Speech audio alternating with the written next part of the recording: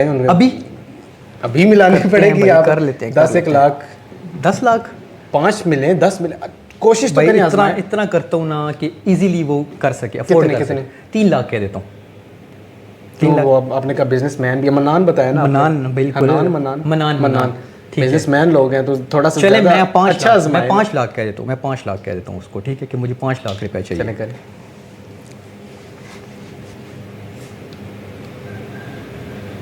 लेकिन देखते हैं जी, लाइव कॉल जा रही है कॉल। भाई जो है वो मेरा नहीं बताइएगा ना, बताइएगा पॉडकास्ट। ठीक।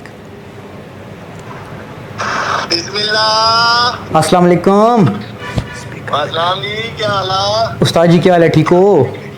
शुक्र जी शुक्र। कुदर याद करी किदा ने? बस कर गिदा याद यार, थोड़ा जो मसला हो गया सी। क्यों, क्या हो गया? अल्लाह खैर करे। यार थोड़े पैसे चाहिए सन। कितने पैसे चाहिए जी? हाजिर असा हाजिर। यार 5 लाख रुपया चाहिए। खैर है ना? सब खैर है ना? सब खैर है। 5 लाख रुपया चाहिए, कम है थोड़ा जो। हाँ कोई रोला ही नहीं।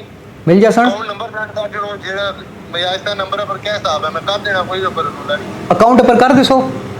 हाँ जी, 2 मिनट ही जो सब, कोई रोला नहीं। ठीक है, ठीक। अकाउंट भेजो, मैं उन्हें भेजना। मैं बैंक अकाउंट भेजना वा, ठीक है।